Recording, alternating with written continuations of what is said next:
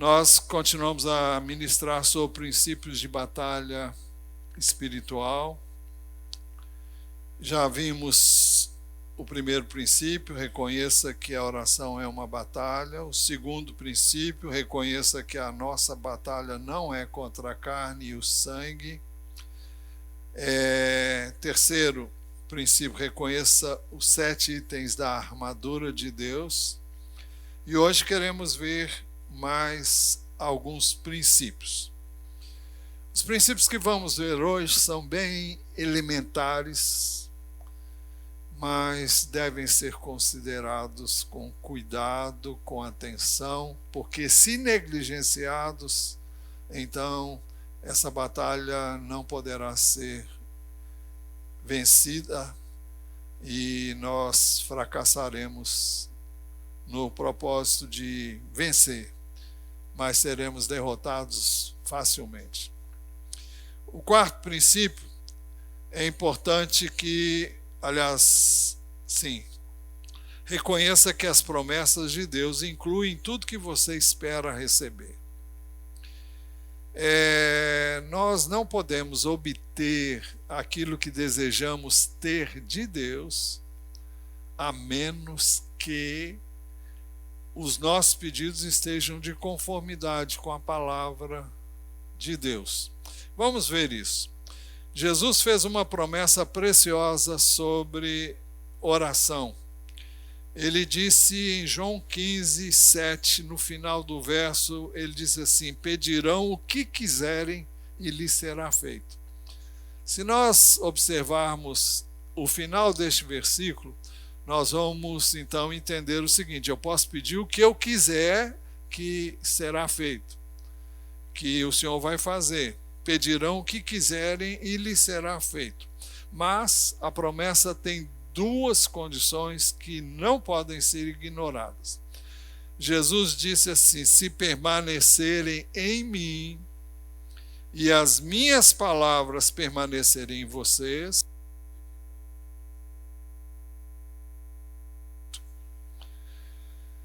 então, se cumprirmos, o que houve aí com o som que eu pedi meu retorno aqui?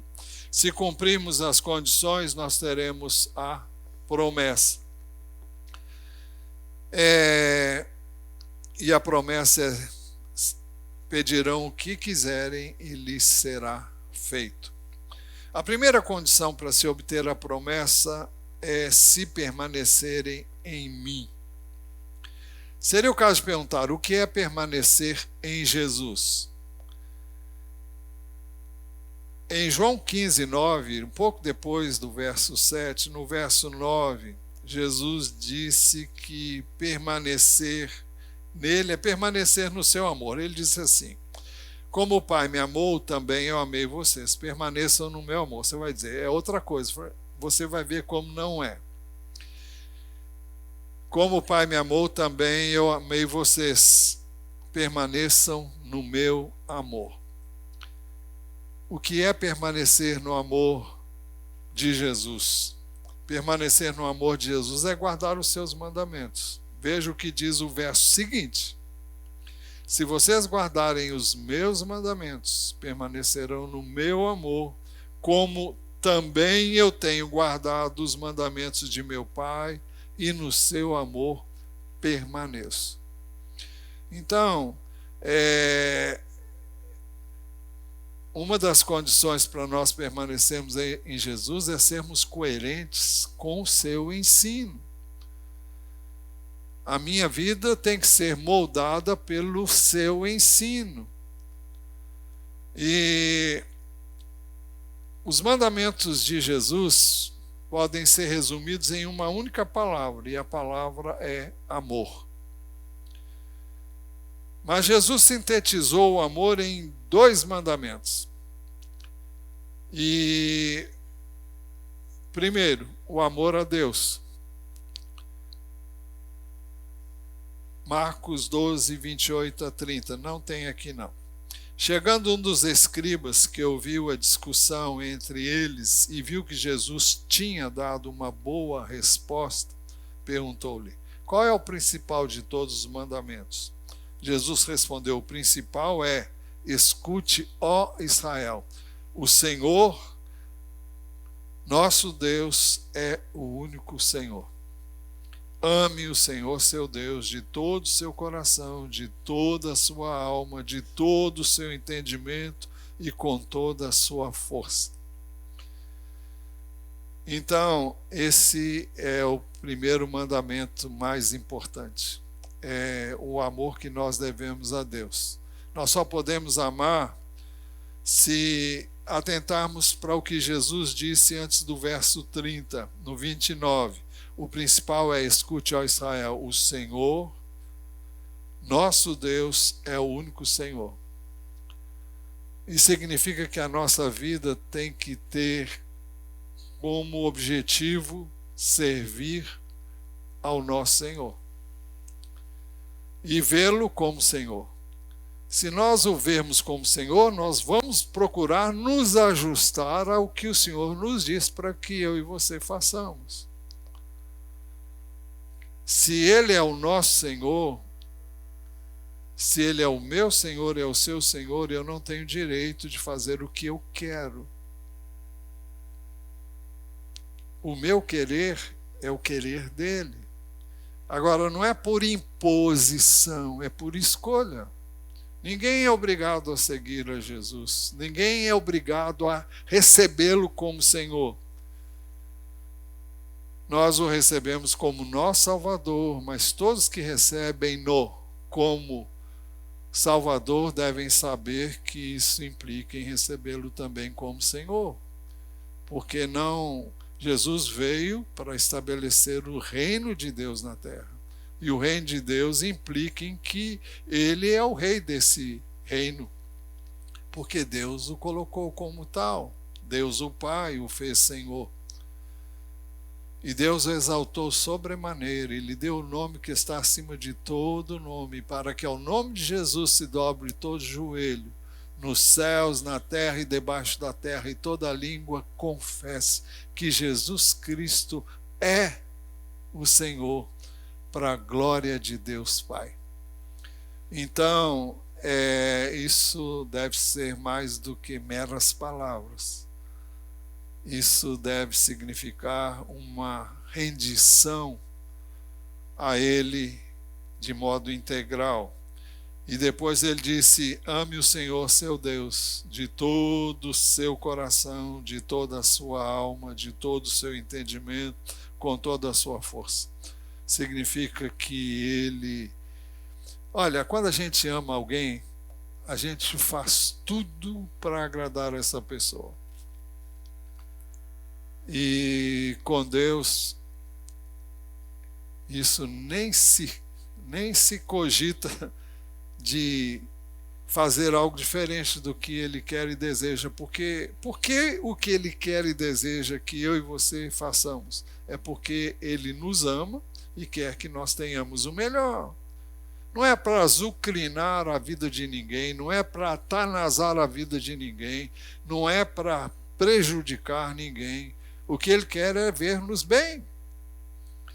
Então Ele estabelece mandamentos, estabelece preceitos, estabelece ordenanças. Isso tudo está no Salmo 19, e eu estou falando isso porque hoje no discipulado nós examinamos esse texto também. Então, são vários os termos que a Bíblia usa para falar de uma coisa só, que é a palavra de Deus. Então, ame o Senhor seu Deus de todo o seu coração, de toda a sua alma, de todo o seu entendimento e com toda a sua força. É com todo o seu ser.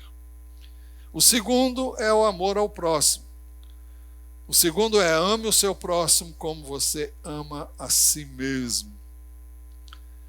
E ele diz: não há outro mandamento maior do que estes.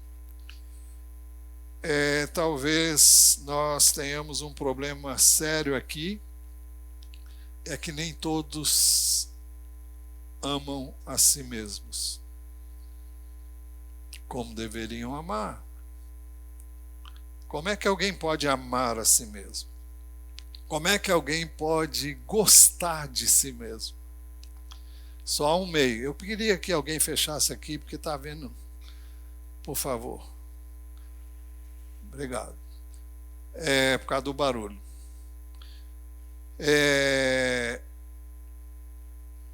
Agora eu já me perdi. Mas eu vou chegar lá.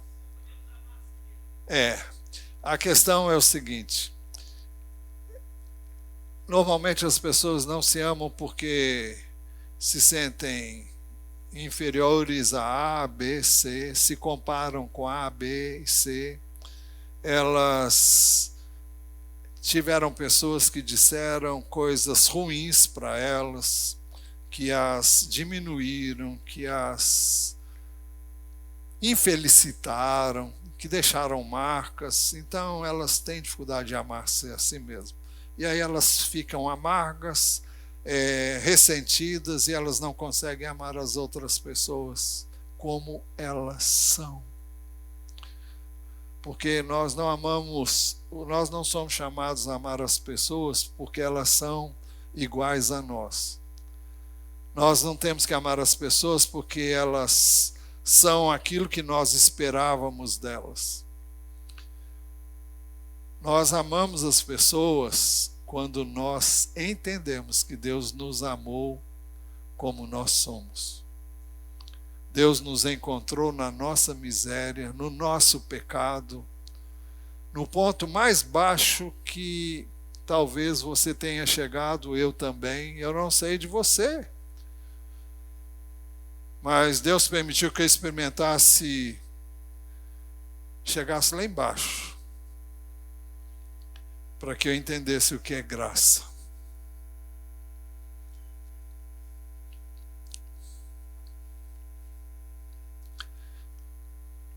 Se Deus me ama assim, eu posso amar. Porque se Ele me aceita como eu sou, eu devo aceitar os outros como eles são. Não há pessoas iguais, não há pessoas perfeitas. Então, se nós não tivermos o conceito de que eu não sou perfeito, eu não sou Deus, eu estou tão longe, e estive mais longe ainda antes de conhecê-lo. Mas uma vez conhecendo, fui aceito, fui acolhido, fui amado, fui abraçado, fui perdoado. E se Deus me amou e me aceitou, eu não posso me negar. Aliás, eu não preciso. Se eu entender esse amor, eu vou amar as pessoas e vou entender que devo aceitá-las da mesma forma como eu fui aceito por Deus. É por isso que Jesus disse em João 15:12, o meu mandamento é este, que vocês amem uns aos outros assim como eu os amei. Como foi que Jesus nos amou? Todos os 12 pisaram na bola feio. Todos os 12 cometeram erros terríveis, até o ponto de negar que conheciam a Jesus, como aconteceu com Pedro. Desejar coisas que caracterizam o ego, como foi o caso de João e Pedro, o João e Tiago. Enfim, todo mundo no final abandonou Jesus, fugiu com medo, com o propósito de salvar a sua pele. E não obstante, a Bíblia diz que Jesus, tendo amado os seus, amou-os até o fim. A segunda condição para se obter a promessa, então a primeira condição para se obter a promessa é se permanecerem em mim. A segunda condição para se obter a promessa é se as minhas palavras permanecerem em vocês. Podemos dizer que permanecer em Jesus é deixar a sua palavra permanecer em nós. Mas deixar que a palavra de Jesus permaneça em nós implica em permanecer crendo nele e na sua palavra. Eu gosto muito do que está escrito em João capítulo 8, especialmente a partir do versículo 31, e seria bom que, se todos em casa pudessem ler todo o capítulo, e especialmente a partir do 31, que diz muito sobre o que eu quero dizer agora, mas eu só vou me concentrar numa parcela do que é dito ali. João 8,31 diz assim: então Jesus disse aos judeus que haviam crido nele. Observem, Jesus disse aos judeus que haviam crido nele: se vocês permanecerem na minha palavra, são verdadeiramente meus discípulos. Se vocês permanecerem na minha palavra, são verdadeiramente meus discípulos. E você, se ler o capítulo todo, você vai ver que eles não permaneceram crendo. No final, Jesus diz que eles eram filhos do diabo. Como é que uma pessoa que creu em Jesus depois é chamada de filho do diabo? Não é suficiente crer inicialmente. É necessário permanecer nas palavras dele. Permanecer crendo. Então, ao longo da nossa caminhada, eu e você somos provados e somos tentados a desanimar, a desfalecer, a retroagir, a desanimar, a deixar de crer, a agir de forma tal como se não conhecêssemos a Jesus. Tudo isso faz parte da nossa caminhada e nós seremos e somos provados o tempo todo. Não importa a sua idade espiritual, até o fim nós seremos testados na nossa fé. E por isso Jesus disse aos judeus que haviam crido nele: se vocês permanecerem na minha palavra, são verdadeiramente meus discípulos. São. O texto não diz que eles só poderiam ser discípulos de Jesus se permanecessem, mas se eles permanecessem, ficaria evidente que eles realmente haviam crido. E se alguém creu de verdade, vai permanecer crendo. Pode ter crises, pode ter momentos difíceis em que você se sente muito mal, mas você vai sair dessa situação, vai se levantar, porque o Senhor o segura pela mão e o tira de qualquer situação. Romanos 10:17 diz assim: assim a fé vem pelo ouvir e ouvir pela palavra de Cristo. Nós cremos inicialmente em Jesus quando ouvimos a palavra dele e cremos na palavra dele, mas é necessário que nós creiamos, continuemos crendo. O exercício da fé exige permanência em Jesus, e permanência em Jesus é permanecer na sua palavra e a sua palavra permanecer em nós. Nós só podemos orar com fé, dissemos no início da mensagem, se o fizermos de acordo com a palavra de Deus, de acordo com a vontade de Deus. João 5, 1 de João 5,14. Diz assim: e essa é a confiança que temos para com Ele, que se pedirmos alguma coisa segundo a sua vontade, Ele nos ouve. E se sabemos que Ele nos ouve quanto ao que lhe pedimos, estamos certos de que obtemos os pedidos que lhe temos feito. Então veja o que diz. Esta é a confiança que temos para com Ele, que se pedirmos alguma coisa segundo a sua vontade, Ele nos ouve. Então Deus não ouve a oração que eu faço se ela não estiver de conformidade com a palavra dele. Então, o que é necessário para que eu tenha uma oração eficaz? Eu preciso conhecer a palavra dele, para que eu ore o que ele autoriza que eu ore, para que eu saiba o que ele quer fazer e como ele quer fazer. Ele não vai atender a toda oração que queremos, que pedimos, se a nossa oração não estiver de acordo com a palavra dele. Uma criança, se nós a deixarmos por conta dela, ela vai pegar coisas que ela não tem condições de manusear. Por exemplo, ela pode pegar uma faca e ela pode se cortar, vir até perder a vida, se essa faca permanecer na mão dela.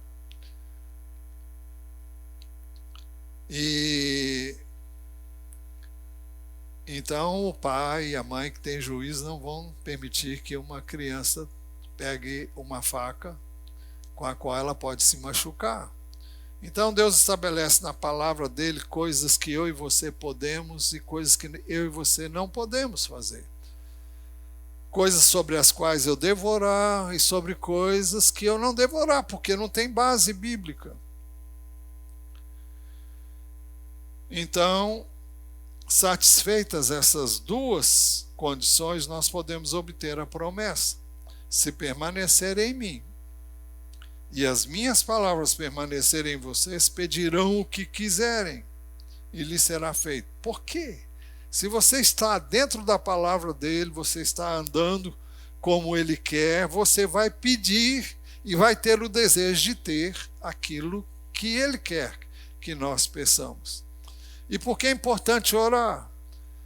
É importante orar porque Deus age aqui na terra de acordo com as nossas petições. Eu já disse aqui em muitas outras ocasiões. O Salmo 115, se não me engano, é o verso 15, não sei se é isso não.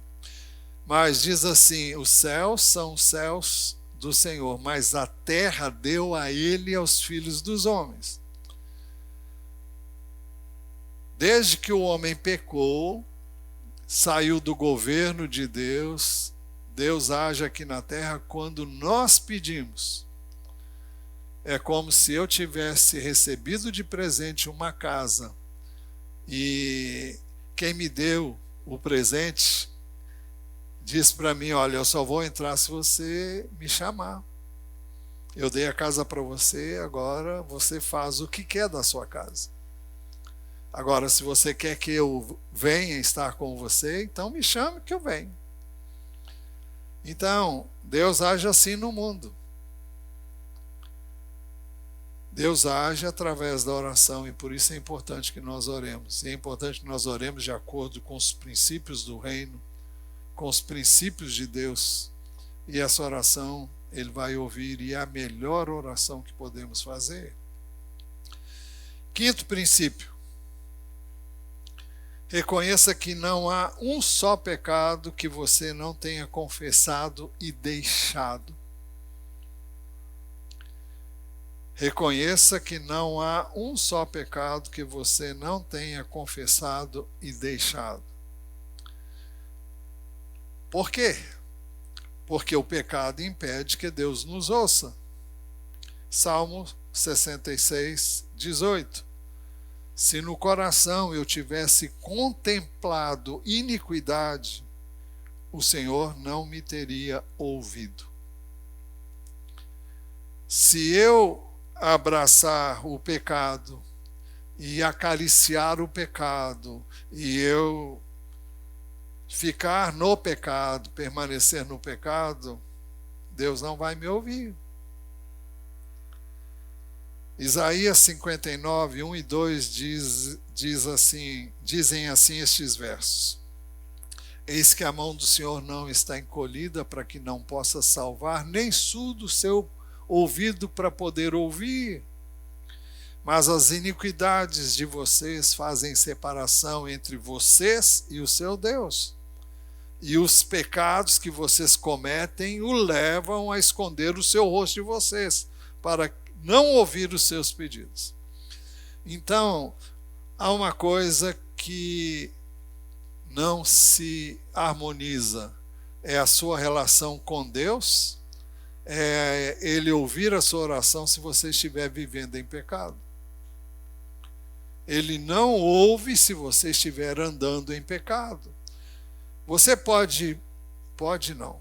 Você, quando eu digo pode, não estou dizendo que Deus permite. Bom, todos nós temos liberdade para escolher e muitas vezes por descuido, por negligência, por falta de oração, por falta de alimento espiritual, nós escorregamos, caímos. Mas isso não pode ser entendido como uma coisa deliberada. Se você pertence ao Senhor, você não quer pecado na sua vida. Mas você vai dizer, mas eu cometo erros dos quais eu me arrependo. Bom, cada vez que você cometer um erro, arrependa a si mesmo, peça perdão e receba o perdão. E se aproprie do perdão. Agora, não permita que o pecado seja acalentado, seja guardado como algo de estimação. Então, isso não se coaduna. Em João 9,31, Deus curou um cego de nascença. Ele era judeu, conhecia as Escrituras e fora cego desde nascença. E Jesus o encontrou e o curou.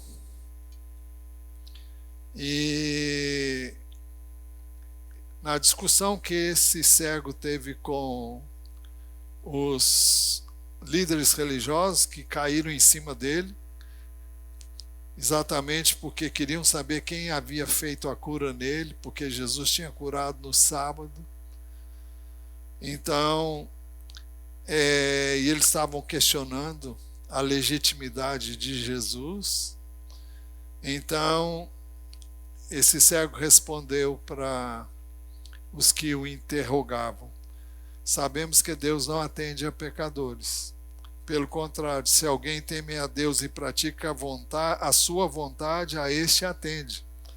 O que ele quis dizer é o seguinte: olha, Jesus fez isso é porque ele não teria pecado, ele não estava em pecado. Você vai dizer, mas eu não sou Jesus. Sim, eu e você não somos, mas nós somos perdoados por meio da sua justiça na cruz do Calvário. Então, mas isso não é abertura para continuarmos na prática do pecado. O pecado rouba a nossa fé.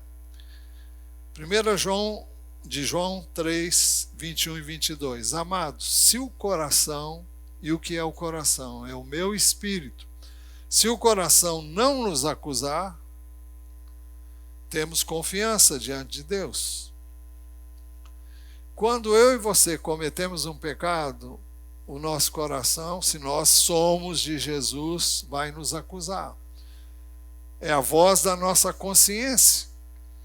Ela vai trazer à mente imediatamente: olha, você está fora do lugar. Então você vai saber. Se o coração não nos acusar, então temos confiança diante de Deus. Eu posso me aproximar dele sabendo que vou ser acolhido, porque não estou andando em desobediência. E aquilo que pedimos dele recebemos, porque guardamos os seus mandamentos e fazemos diante dele o que lhe é agradável. Então veja, se o coração não nos acusar, nós temos confiança diante de Deus. E aquilo que pedimos dele, recebemos, porque guardamos os seus mandamentos e fazemos diante dele o que lhe é agradável. Porque é assim. Imagine você tem uma dívida e você pede algo emprestado e você não devolve, a menos que você tenha esquecido, que esqueceu de devolver, você não vai ter cara de pau de ir lá e pedir mais alguma coisa. Até porque quando nós pecamos, o nosso coração nos acusa. Só não acusa quem não é do Senhor. Aí ele já está com a mente totalmente corrompida. Mas se você é do Senhor, você vai se lembrar, olha, eu estou devendo. Eu estou vivendo uma vida de falsidade, de mentira, de engano. Eu estou agindo de maneira errada nesta ou naquela área. Eu estou deixando de amar. Eu estou deixando de perdoar. Eu estou guardando ressentimento no meu coração. Então, eu não vou ter coragem de chegar diante de Deus sem resolver isso. Então, você fica em possibilidade de orar. E a menos que você se disponha a resolver isso, você não vai orar. Você não vai ler a Bíblia.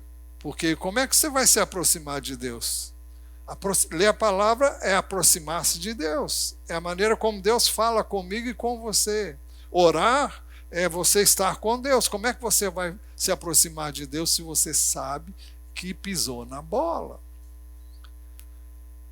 Você tem que resolver isso antes. E a gente resolve isso confessando o pecado, se arrependendo e mudando de vida.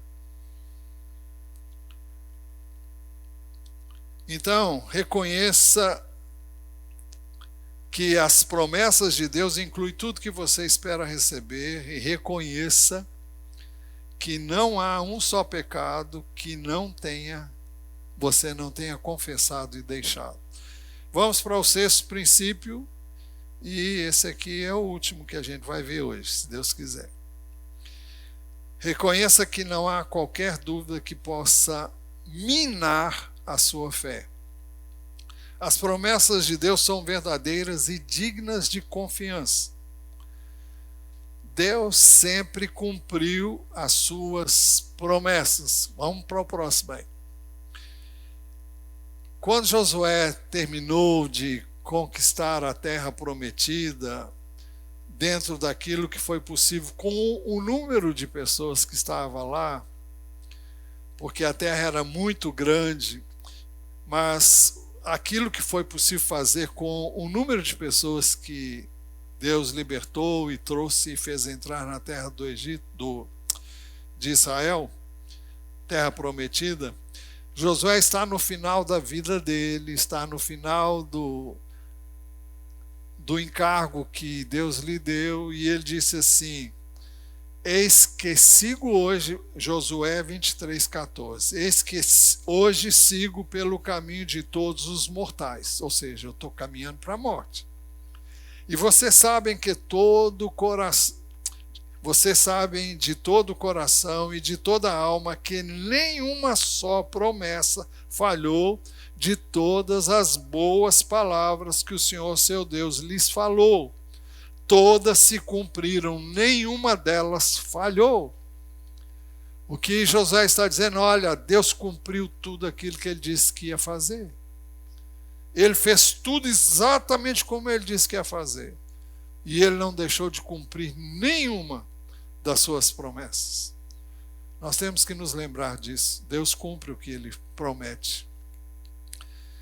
Jesus diz que tudo vai passar. Tudo passará, mas as palavras do Senhor jamais passarão. Passará o céu e a terra, porém as minhas palavras não passarão. Tudo pode furar, mas a palavra de Deus não fura, não. É por isso que Pedro, escrevendo na sua primeira epístola, no capítulo 1, versos 23 a 25, ele diz assim: porque vocês foram regenerados não de semente corruptível, mas de semente incorruptível mediante a palavra de Deus. Essa semente incorruptível é a palavra de Deus, a qual vive e é permanente, porque toda a humanidade é como a erva do campo, e toda a sua glória é como a flor da erva. A erva seca e a flor cai, mas a palavra do Senhor permanece para sempre. Esta palavra é o evangelho que foi anunciado a vocês. Ou seja, tudo vai passar, mas aquilo que está na palavra de Deus não vai passar. Todas as promessas de Deus têm o amém de Jesus. Paulo foi questionado sobre o fato dele não ter ido como pensava e planejara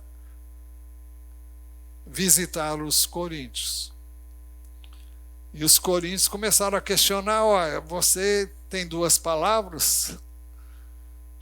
Bom, ele escreve a segunda epístola mostrando que não foi assim como eles estavam dizendo. E ele então diz, ele prova lá, e se você quiser saber, você leia. Mas o texto, em 2 Coríntios 1, 19 a 20, ele diz assim: porque o Filho de Deus, Jesus Cristo, que foi anunciado entre vocês por nós, não é, isto é, por mim, Silvano e Timóteo, não foi sim e não. O que ele está dizendo é que ele, pessoalmente, não diz sim quando quer dizer não. Não há duplicidade. Pelo contrário, nele sempre houve o sim. E ele diz que ele estava andando no Senhor. Porque todas as promessas de Deus têm nele o sim. Por isso também, por meio dele, se diz o amém, para a glória de Deus por meio de nós. Então, em Deus sempre há o sim para a sua palavra. A palavra dele diz uma coisa e é aquilo mesmo. Não tem um sim e não é bem assim. Vocês sabem que muitas pessoas procuram entender a Bíblia dessa maneira. Não é bem assim. A Bíblia foi escrita para aquele tempo. Hoje ela não tem mais aplicação nesse contexto, as coisas são diferentes. Olha, a palavra de Deus diz que ele é imutável e a sua palavra também é imutável. Tito 1:2 diz assim, vai mostrar que Deus não mente e suas promessas são confiáveis. Escrevo na esperança da vida eterna que o Deus que não pode mentir prometeu antes dos tempos eternos. Então, Paulo vivia na esperança da vida eterna. Você vai dizer esperança é uma coisa que você não sabe se vai ter na língua portuguesa, não no grego. Aqui a esperança é uma coisa que você está esperando. Nós estamos esperando Jesus. E nós vivemos nessa expectativa. Agora esperamos, será que ele vem? Será que não vem? Esperamos crendo que ele vem. Então é isso que ele está dizendo, escrevo na esperança da vida eterna que o Deus que não pode mentir prometeu antes dos tempos eternos. O Deus que não pode mentir. E Hebreus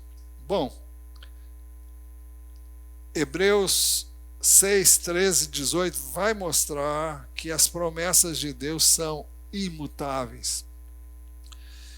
O texto diz assim, pois quando Deus fez a promessa a Abraão, visto que não tinha ninguém superior por quem jurar, jurou por si mesmo, dizendo, certamente eu o abençoarei e multiplicarei os seus descendentes.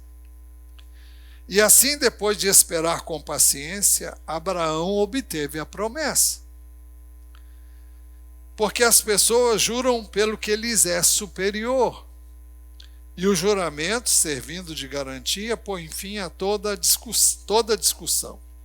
Por isso, Deus, quando quis mostrar com mais clareza aos herdeiros da promessa que o seu propósito era imutável, confirmou com juramento. Ele fez isso para que, mediante duas coisas imutáveis, nas quais é impossível que Deus minta, nós, que já corremos para o refúgio, tenhamos forte alento para tomar posse da esperança que nos foi proposta. E esta esperança é o Senhor Jesus com seu retorno. Então, duas coisas são imutáveis: a promessa e o juramento. Duas coisas são imutáveis: Deus e a sua palavra. Conclusão. Recapitulando. Estamos vendo princípios de batalha espiritual. Primeiro princípio, reconheça que a oração é uma batalha. Segundo, reconheça que a nossa batalha não é contra carne e sangue. Terceiro, reconheça os 7 itens da armadura de Deus. E hoje vimos o quarto princípio, reconheça que as promessas de Deus incluem tudo que você espera receber. Apoie o que você quer nas Escrituras.